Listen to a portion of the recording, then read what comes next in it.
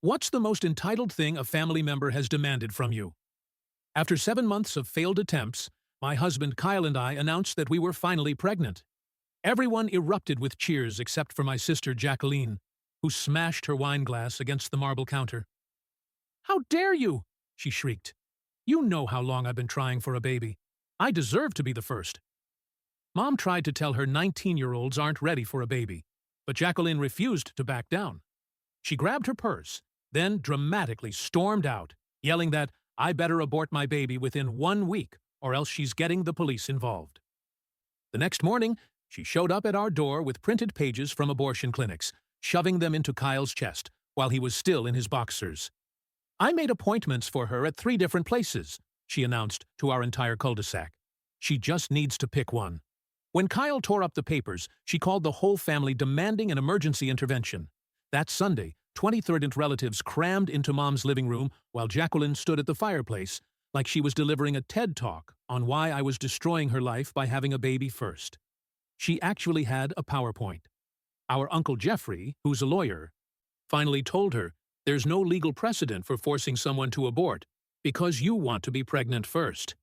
She pointed at me with tears streaming down her face and said, if I didn't terminate by Monday, she'd never speak to any of us again. But we called her bluff, and all 23 of us told her, "See you, Felicia." She actually left sobbing, and we didn't hear from her for a long time. And then, 7 months into my pregnancy, we were having our baby shower when the door flew open. It was Jacqueline. She walked in with her hand on a massive belly, wearing a shirt that said, "First grandchild loading." Everyone went silent. Mom dropped her cake knife. "Surprise! I'm almost due," she announced, spinning around so everyone could see. "I got pregnant right after that horrible meeting where you all betrayed me. I'm 10 weeks away from giving birth." Nobody was impressed. And when I decided to screw with her and mentioned my due date that was 8 weeks away, her face turned deep red with anger. She grabbed my arm and whispered, the dates didn't matter, because she'd make sure hers came first, then left before anyone could respond. My mom called me that Tuesday, bawling her eyes out. She'd found out from Jacqueline's roommate that Jacqueline had been taking black market labor induction substances she'd bought from some website in Romania, risking her baby's life to deliver before me.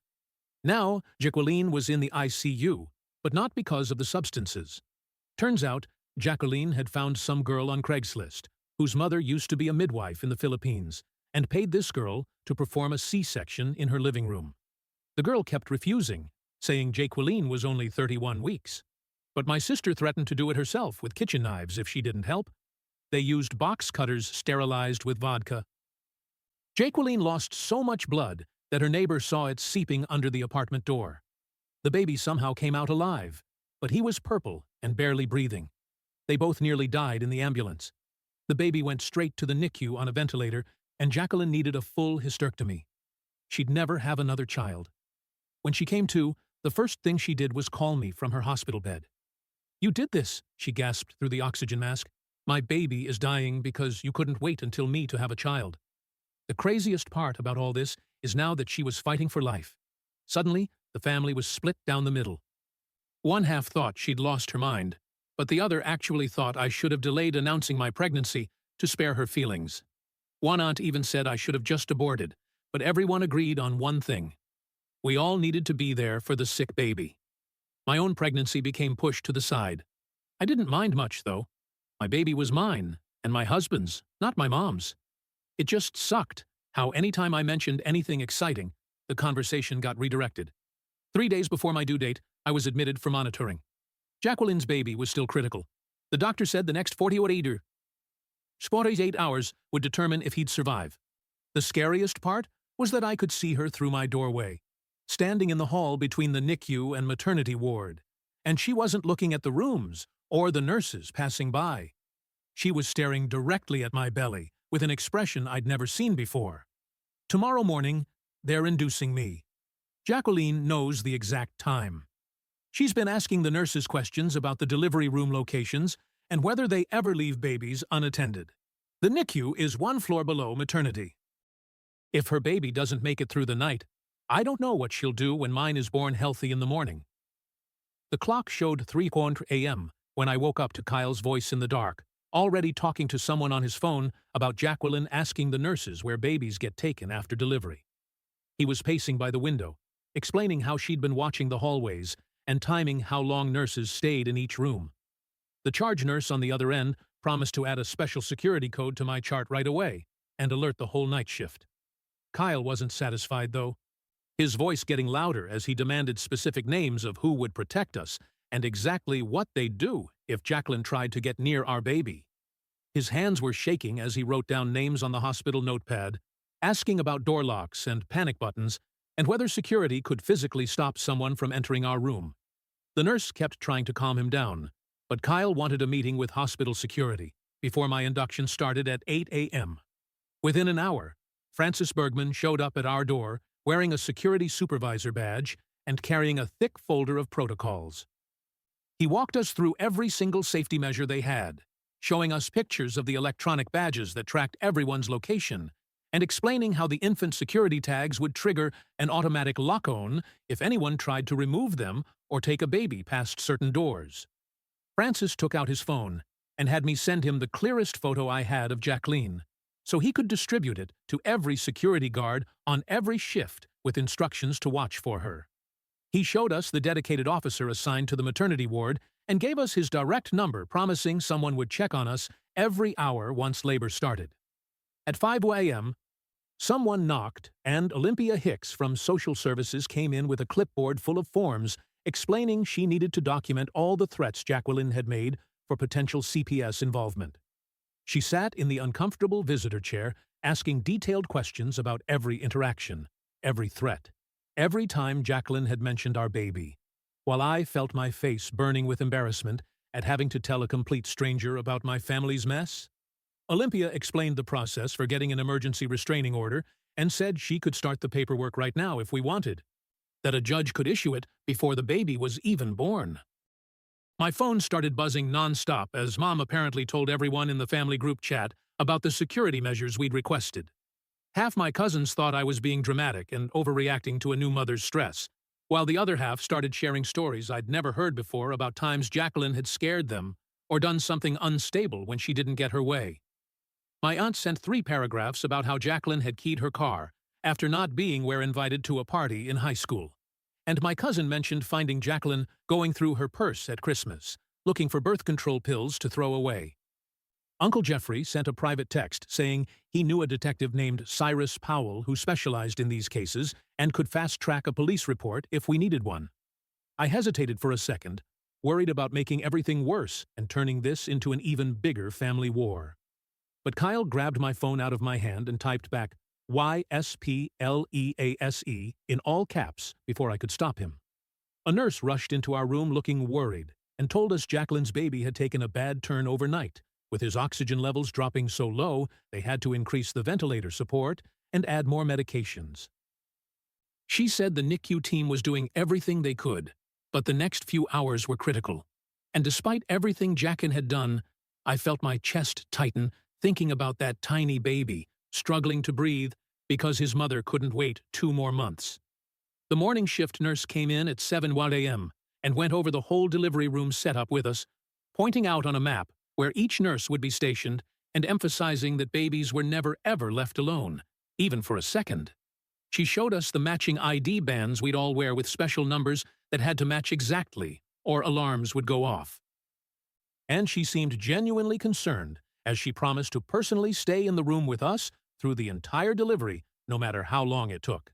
I grabbed a piece of paper and wrote down exactly 4 names of people allowed to visit us: Kyle, Mom, Uncle Jeffrey, and Kyle's mother, then handed it to Francis, along with very specific instructions that nobody else should even be told what room we were in, or whether the baby had been born yet. Francis took the list seriously, making me initial next to each name and asking for physical descriptions of each person so his team could verify identities before letting anyone through. Kyle pulled me into the bathroom and closed the door, his whole body shaking as he admitted he was terrified he'd freeze up if Jacqueline actually showed up during delivery, that he wouldn't be able to protect us when it really mattered. He kept saying he should be stronger, should be ready to fight. But all he could think about was how he'd failed to see this coming and stop it. before it got this bad. We held each other in that tiny hospital bathroom, promising we'd protect each other and our baby no matter what happened, and I could feel his heart racing against my chest as we both tried not to cry. The bathroom door opened, and Francis was standing there with his clipboard, telling us that Jacqueline had just tried getting past the main security desk using a visitor pass from yesterday. She told the guards she needed to check on her baby, but they recognized her from the photo I'd given them earlier and walked her straight back to the NICU waiting area with a warning about restricted access. Francis said she kept arguing with them the whole way, insisting she had a right to see me since we were sisters, but they held firm and told her one more attempt would mean removal from the hospital completely. Kyle squeezed my hand harder as Francis explained they'd now stationed someone specifically to watch for her near all the maternity ward entrances. I could barely process what Francis was saying because Olympia knocked and came in right behind him with a stack of papers that looked official and scary.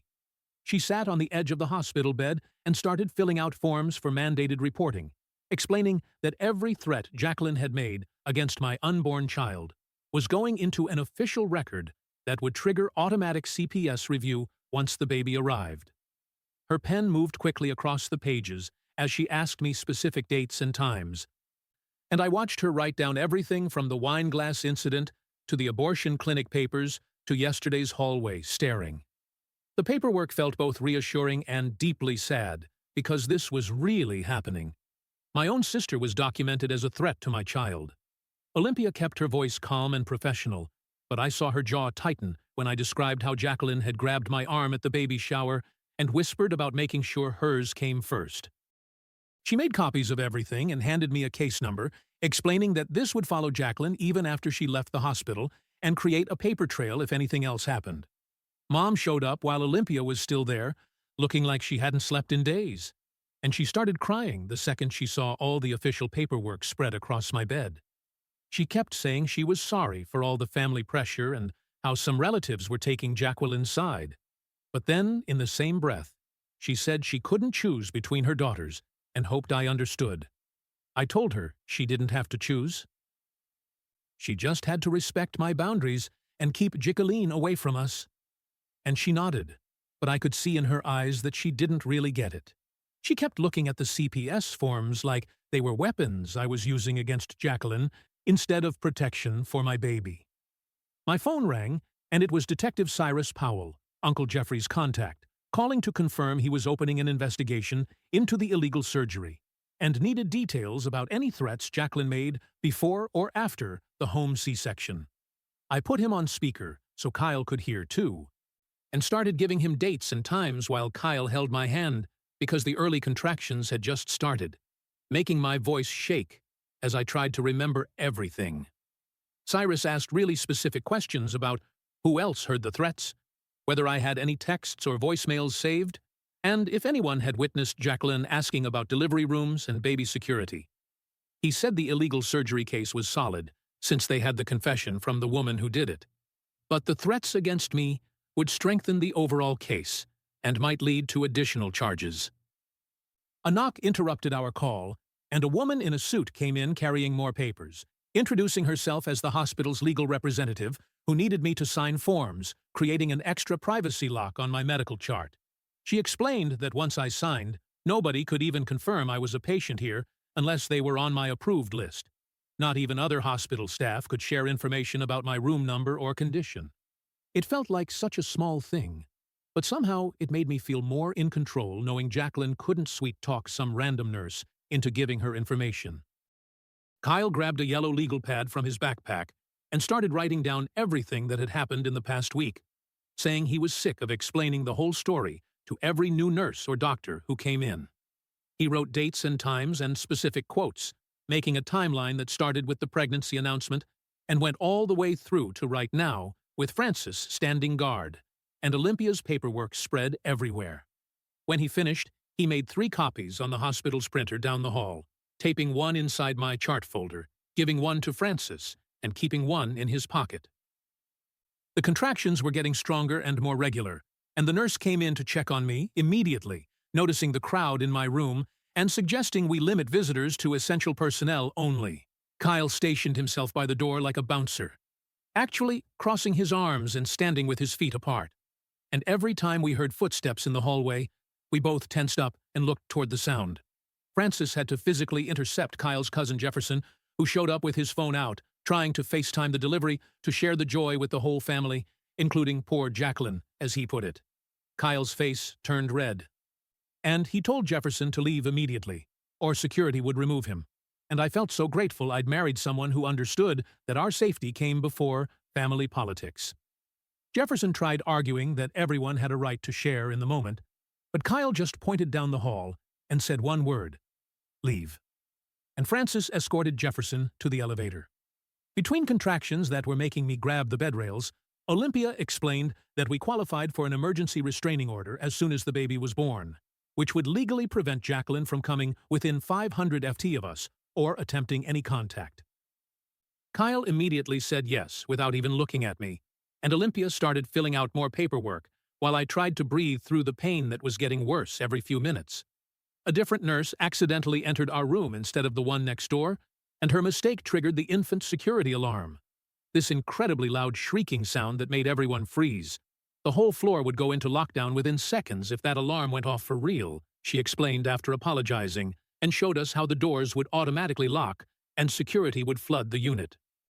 After my initial panic at the sudden noise, I actually felt reassured knowing they took baby safety this seriously, and that even an accidental breach would cause such an immediate response.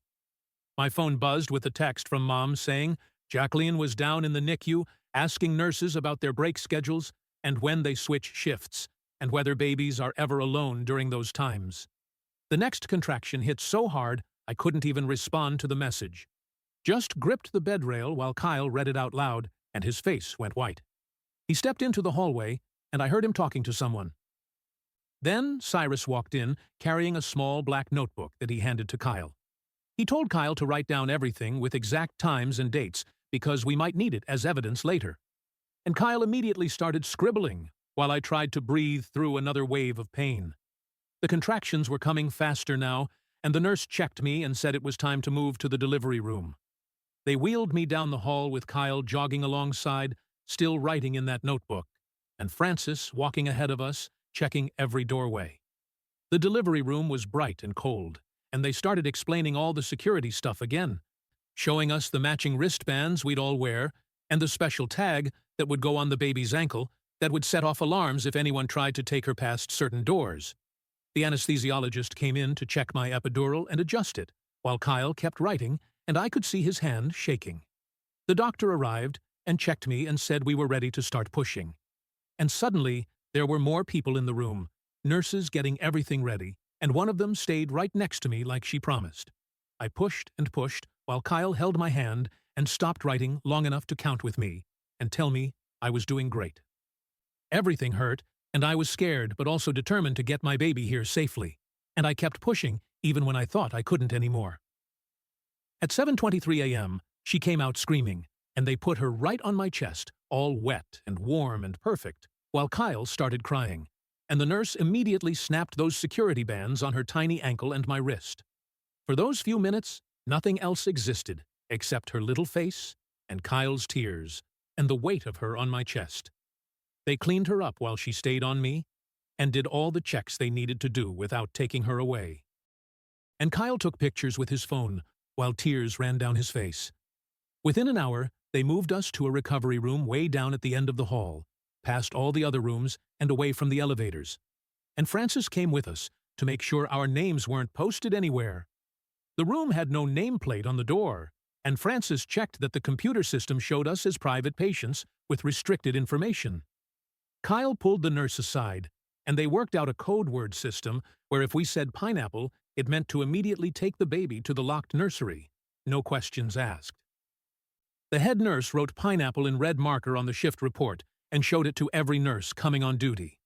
My phone started blowing up with messages from family demanding pictures and asking why we hadn't announced anything yet. And Kyle grabbed it and typed one message to the group chat saying we were taking private time to bond and wouldn't be sharing anything right now.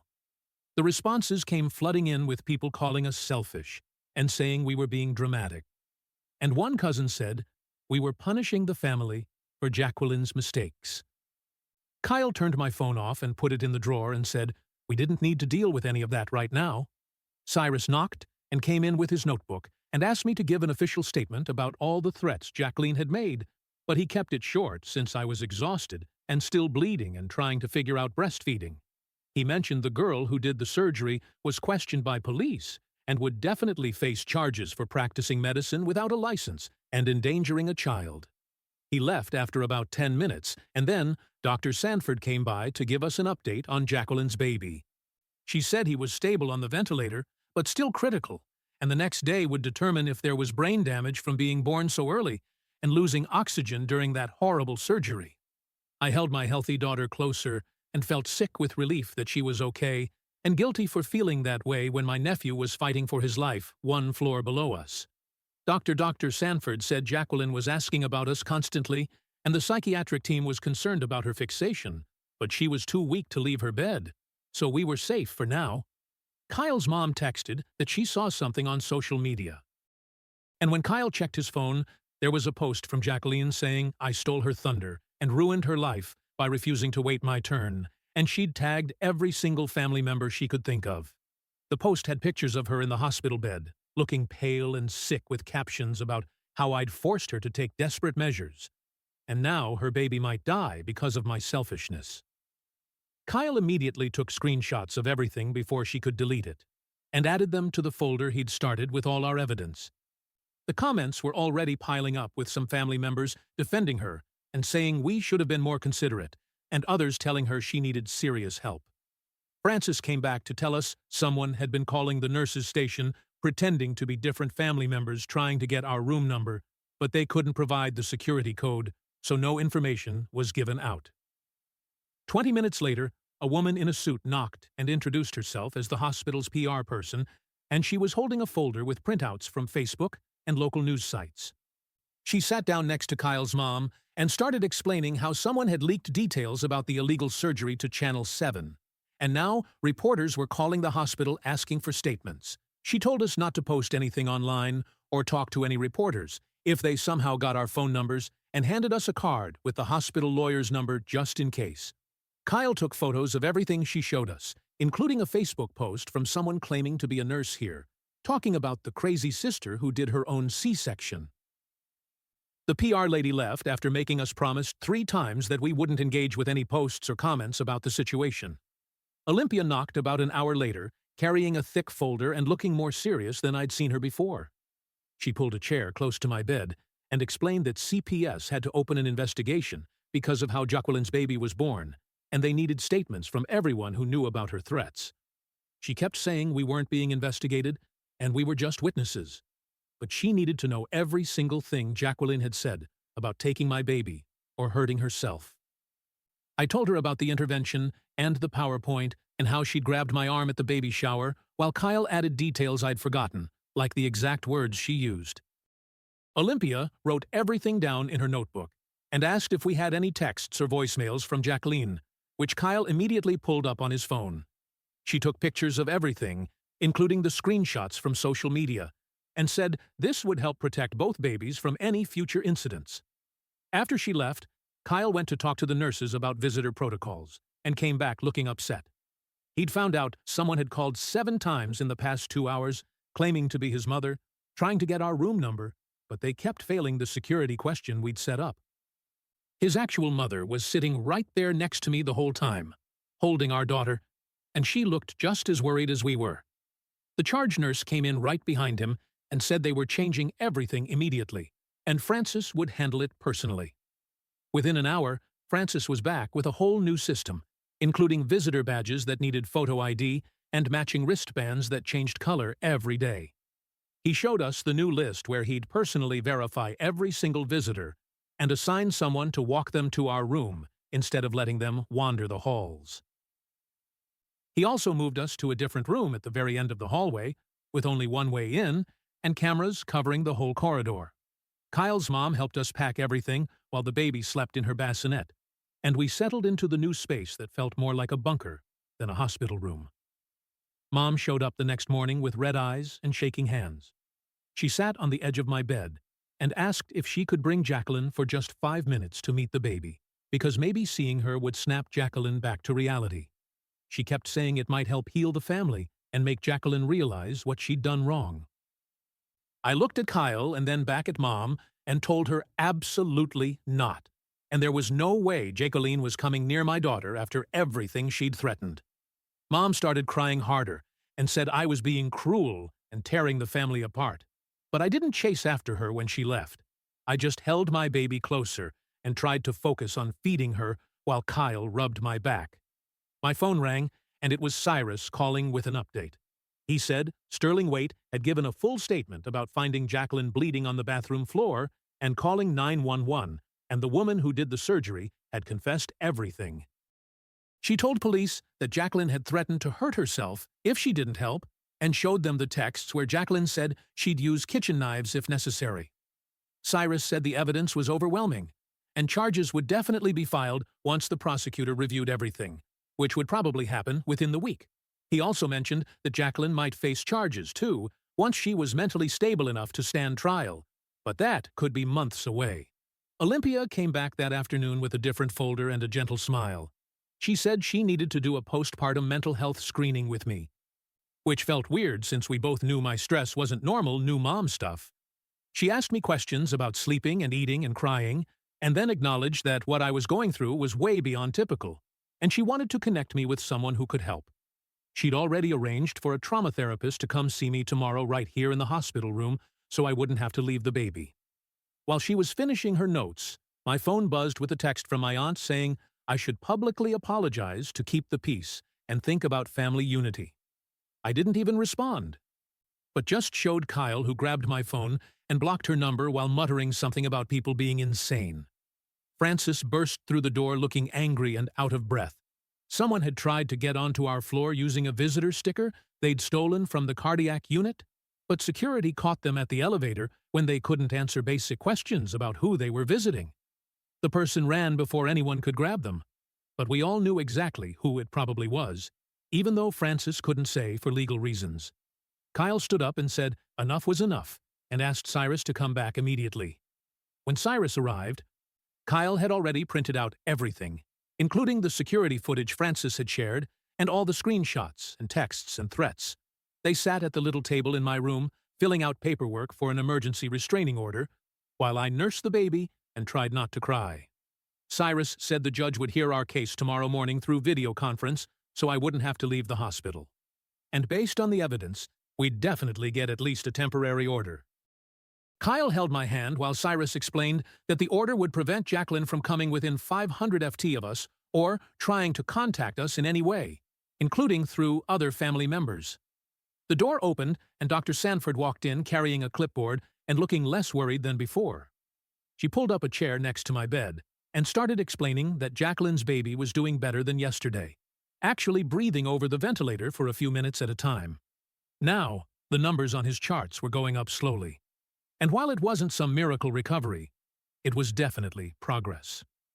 I held my daughter closer and felt this weird mix of relief and guilt because I'd been praying for that baby, even though his mom wanted to hurt mine. Kyle squeezed my shoulder while Dr. Sanford showed us the charts and pointed to the improving oxygen levels. About an hour later, a different woman knocked and came in wearing a badge that said, Child Protective Services. She sat down with this thick folder and started asking if we'd thought about taking Jacqueline's baby if he survived, but couldn't go home with her because of the criminal investigation. My whole body went cold, and I looked at Kyle, who was already shaking his head. The worker kept talking about kinship placement and family preservation, while I felt like I couldn't breathe, because I'd just given birth yesterday, and now they wanted me to take care of a sick, premature baby, whose mother was threatening us. Kyle stood up and told her firmly but politely that we needed to focus on our own newborn, and that taking on a medically fragile infant while dealing with ongoing threats would be dangerous for everyone involved. The worker wrote something down and said she understood, but had to document that she'd asked. I started crying from relief that Kyle said what I couldn't get out of my mouth. My phone rang 20 minutes later, and it was Mom sobbing and begging us to reconsider the kinship placement. She kept saying it was the only way to keep Jacqueline's baby in the family, and maybe help Jacqueline not completely lose her mind. I told her there were other relatives who could help, that she had siblings and cousins who didn't just have a newborn and weren't being threatened. Mom said none of them would do it, and we were the baby's only chance. But I had to hang up because I couldn't handle the guilt trip on top of everything else. Francis burst through the door about an hour later with 2 other security guards behind him. They had Jacqueline between them, and she was screaming at the top of her lungs about us stealing her baby's only family and destroying her life on purpose. She'd somehow gotten past the desk and made it all the way to our room before they caught her. The other patients in nearby rooms were peeking out their doors, looking terrified, while Jacqueline kept yelling that we were murderers and thieves. Francis and the guards dragged her toward the elevator while she kicked and screamed the whole way. I felt horrible that all these other new moms trying to recover had to deal with this chaos. A psychiatrist showed up within 30 minutes and asked us questions about what just happened before going to evaluate Jacqueline. He came back 2 hours later and told us she was showing signs of postpartum psychosis combined with trauma from her baby's condition and the consequences of her actions. He'd already started the paperwork for an involuntary psychiatric hold, which meant she'd be transferred to the psych ward and couldn't leave until doctors cleared her. The CPS worker came back that afternoon and clarified that they were looking at all options for the baby, including his father's family, who lived in another state. She said we weren't actually the first choice, and she just needed to document that she'd explored every possibility. The relief hit me so hard I almost threw up because I'd been imagining trying to care for 2 babies while looking over my shoulder for Jacqueline. The next morning was our restraining order hearing, and they wheeled in this whole video setup so I wouldn't have to leave the room. The judge appeared on the screen and reviewed all the evidence Cyrus had submitted, including the security footage and documented threats. He asked a few questions about specific incidents and then granted a temporary restraining order that would keep Jacqueline at least 500 FT away from us and ban any contact attempts for 30 days. He scheduled the full hearing for next month, when we'd have to go to the actual courthouse. After the hearing, Kyle asked Francis to show him exactly what to do if the infant security alarm went off. They spent an hour going through the whole drill with Francis, showing him the secure areas and emergency procedures. Kyle practiced over and over until he had it memorized and knew exactly where to go and what buttons to press. Watching him take it so seriously and worked so hard to protect us made me love him even more than I already did. That afternoon, I sat with my phone and recorded everything that had happened from the very beginning. I talked for almost 2 hours going through every threat and incident with specific dates and times and details. I saved the recording in 3 different places, including sending it to Uncle Jeffrey and uploading it to a cloud account Kyle set up just for evidence. Having my own record of everything made me feel less helpless and more in control of what was happening to us. The discharge planner knocked on our door the next morning with a thick folder and a worried look on her face. She spread out maps on my bed, showing different routes from the hospital to our house, with certain streets highlighted in yellow. She explained the yellow ones were the most public and had the most cameras in case we needed proof of anything happening. Kyle took pictures of everything with his phone, while she wrote down the direct number for police dispatch that would skip the regular 911 operators. She gave us cards to give our neighbors with a photo of Jacqueline and instructions to call police if they saw her near our property. The whole thing felt like we were going into witness protection instead of just taking our baby home from the hospital.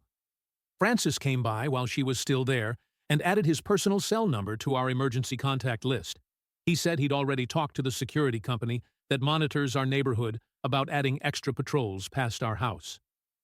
3 days later, when they finally cleared us to go home, Kyle spotted his cousin Jefferson sitting in a car in the visitor parking lot with a big camera. Francis checked the security monitors and confirmed Jefferson had been there for 2 hours, already waiting for us to come out. We packed everything into bags while Francis arranged for maintenance to bring a cart through the service hallways. The baby stayed wrapped against my chest under my jacket as we followed Francis down empty corridors I didn't even know existed. We went through the hospital kitchen where the staff barely looked up from their prep work. Kyle carried our bags behind us, checking over his shoulder every few steps. The loading dock smelled like old garbage and diesel fumes, but our car was already there with the engine running. Francis had moved it himself using Kyle's keys so nobody would see us in the regular parking garage. We strapped the baby in while Francis stood guard and then drove out the back exit that delivery trucks use. Kyle took 3 different turns checking the mirrors before finally heading toward our actual neighborhood. Jefferson never even knew we'd left, and probably sat there for another hour waiting for nothing. At home, everything looked exactly the same, but felt completely different knowing what we were dealing with. I jumped when our neighbor's dog barked and kept checking the locks, even though I'd just checked them 5 minutes before. The baby would cry, and I'd wonder if someone outside had made a noise that scared her. Kyle stayed up after I finally fell asleep, sitting by the window with his phone ready to call 911. We switched places at 3:15 in the morning when the baby needed feeding, and I took over the watch. Neither of us got more than 2 hours of sleep at a time those first few nights. Every car that drove past made us both freeze and listen until it passed. The doorbell rang on our 3rd day home and we both panicked until we saw Cyrus through the peephole. He came in carrying a box with a security camera system that some victim fund had paid for. He spent 2 hours installing it on our porch and showing us how to check the feed from our phones. He positioned it to cover the entire front yard and sidewalk so we'd have video of anyone approaching. While he worked, he took more photos of the threatening messages on my phone for the criminal case file. He told us the prosecutor was taking this seriously and building a solid case for when Jacqueline was stable enough to face charges. The next morning, I found a cardboard box on our porch that hadn't been there the night before. The security camera showed Mom had left it at 5 in the morning when it was still dark. Inside were baby clothes from when Jacqueline and I were little, all washed and folded perfectly. Her note said she loved us, but needed time to figure out how to process everything that had happened. She promised to respect our boundaries, but hoped we knew she was thinking of us. I cried holding those tiny outfits, remembering when things were simple, and Jacqueline was just my annoying little sister. That afternoon, my phone rang with the hospital number, and my stomach dropped, thinking something happened with Jacqueline, but it was Dr. Sanford calling with an update on the baby's condition. She said he'd started breathing on his own for 15 minutes at a time without the ventilator. His brain scans looked better than expected, though they wouldn't know about delays until he was older. The prognosis had shifted from critical to serious, but stable, which should have made me happy. Instead, I felt guilty for wishing he would just stay sick enough that Jacqueline couldn't use him against us somehow. 4 days later, Kyle's phone rang at 2 in the morning with a number we didn't recognize. The voicemail was Jacqueline's voice, shaky and furious, saying we'd destroyed her life and stolen her baby's future. She rambled for 3 minutes about how we'd turned everyone against her and ruined her chance at motherhood. Kyle called Cyrus immediately, even though it was the middle of the night to report the violation. Cyrus said she must have used another patient's phone at the psychiatric facility, which was a serious breach. The restraining order hearing was scheduled for that Friday, and the judge appeared on our laptop screen from his courtroom. He reviewed the stack of evidence Cyrus had submitted, including the security footage and voicemail from that week. He asked us a few questions about specific incidents and whether we felt our safety was at risk. After 20 minutes, he extended the temporary order to a full year with criminal penalties if violated. He made it clear that any contact attempt would result in immediate arrest once she was released from psychiatric hold. The relief hit me so hard I started shaking, and Kyle had to finish answering the judge's final questions. 2 weeks later, Olympia called to tell us they'd found placement for Jacqueline's baby with his father's parents in Oregon. The grandparents were stable, financially secure, and had no criminal history or concerning behaviors. They'd already started the interstate placement process and would take custody as soon as the baby was medically cleared. She confirmed we were officially removed from consideration as caregivers, which felt like a huge weight lifting off my shoulders. I felt guilty for being relieved, but also knew we couldn't handle that situation on top of everything else. Kyle scheduled a video call with the extended family for that Sunday to set clear boundaries going forward. 23 relatives joined the call, though half of them had their cameras off. Kyle did most of the talking, explaining we'd send one monthly update email, but wouldn't respond to individual texts or calls. He said no surprise visits would be allowed, and anyone who shared information with Jacqueline would be cut off completely. Most of them agreed, though. Aunt Chloe kept saying we were being too harsh on someone who was clearly sick. Uncle Jeffrey backed us up, reminding everyone that mental illness didn't excuse criminal behavior or threats. The call ended with uncomfortable silence, but at least everyone knew where we stood. Mom called 3 days later to tell me she'd signed up for therapy at the Community Mental Health Center and found a support group that meets every Tuesday for families dealing with relatives who have mental illness.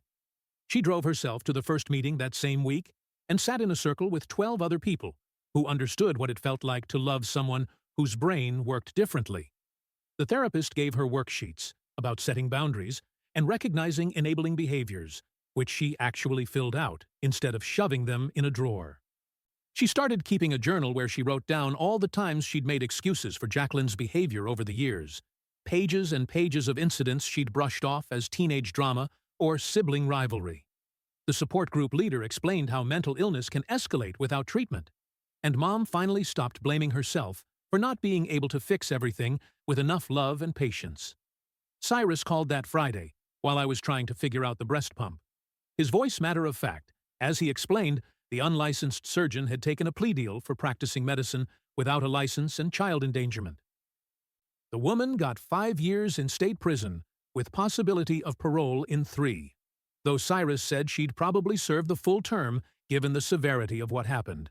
He mentioned Jacqueline would face her own charges once the doctors cleared her as mentally competent to stand trial, which could take months or even a year, depending on her treatment progress. The prosecutor was building a case for reckless endangerment of a child and possibly attempted murder if they could prove she knew the risks to her baby. I found a new parents group at the library that met Wednesday mornings.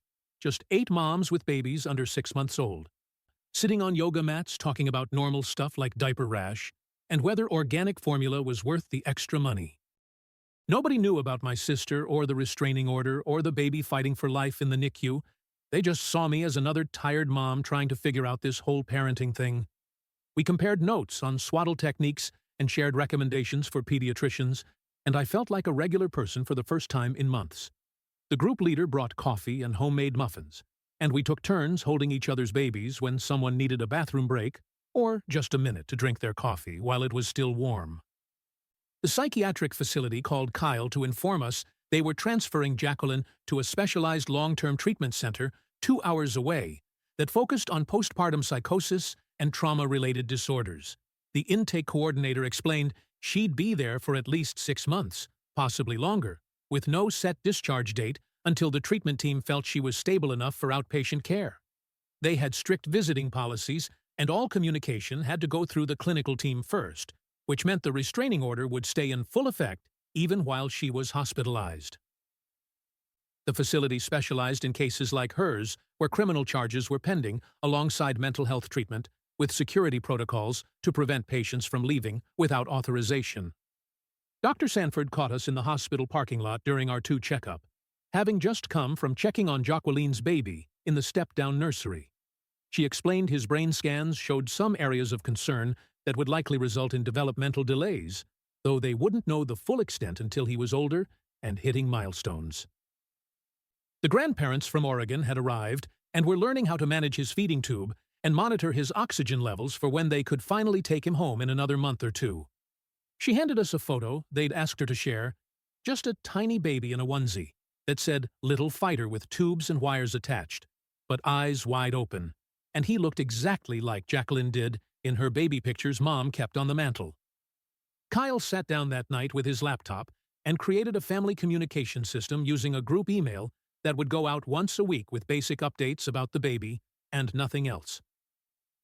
No individual texts or phone calls unless there was an actual emergency.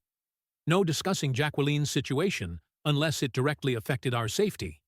No sharing photos on social media where she might see them someday.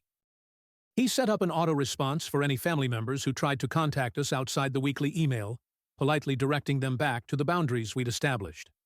The system felt cold but necessary, giving us space to be new parents without constant family drama, while still maintaining some connection for the relatives who'd respected our boundaries. I pumped extra milk every morning, and Kyle would drive it to the hospital in a cooler marked for the NICU donation program, along with the pre-clothes we'd bought just in case our daughter came early. The NICU coordinator never asked who it was for, but I think she knew, giving us a small nod of understanding when Kyle dropped off the supplies at the desk. We never visited Jacqueline's baby directly, But this felt like the right amount of help, supporting an innocent child without putting ourselves back in danger. During a 2 a.m. feeding when the house was completely quiet, except for the white noise machine, I held my daughter against my chest and felt her tiny heartbeat while she drank. The family drama wasn't fixed, and probably never would be completely, but we'd built walls around our little family that felt strong enough to protect her from the chaos. My phone sat silent on the nightstand. No angry texts or guilt-trip voicemails, just peaceful darkness and the soft sounds of my baby breathing. That's a wrap for now. Thanks for just hanging out and exploring all these little details with me. Until next time, subscribe for more content. Like,